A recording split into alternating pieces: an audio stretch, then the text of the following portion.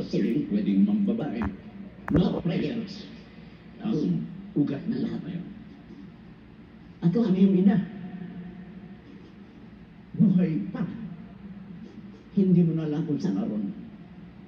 Sapagkat nililihim niya kung saan siya naroon.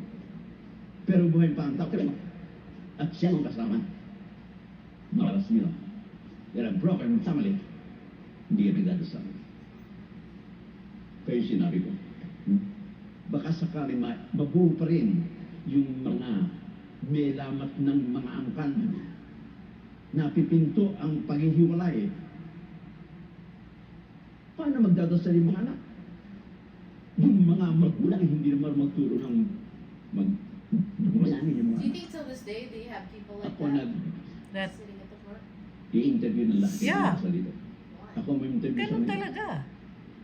Sa Philippines, ganun pa Pero rin. wala tutuklasan dyan. Kaya nga kung sasabihin mo sa pare na Mga ganito ang babaeng gusto namin. ikakasal, 25 anyos. You don't have that. Hindi marunong Hindi, ng- yung coordinator mo naman magsasabi kung saan sila uupo eh. Anong klase They're ng not gonna be pamilya sitting up pinagaling? there like that. Yeah, ganyan nga gawin mo.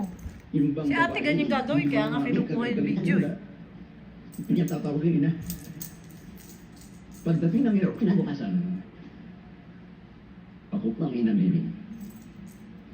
Kayo ba? Bakit huhingi mo rin ng namin? Yun lang ay isang tanong na hindi niya makakalimutan sa buong buhay niya. Hindi siya makatibo. Kita mo yung mga Sa video ko, pagkasabi Sherry? niya, Ano nangyayari hindi yan? ko namin. Kasi may mga video sila nasa katago sa ibang lugar. Paano may tuturin yung nalaw? Kaya, naliligaw ng landas ng mga anak na teenagers. Nagkakaroon ng anak na hindi malang gusto niyang ama.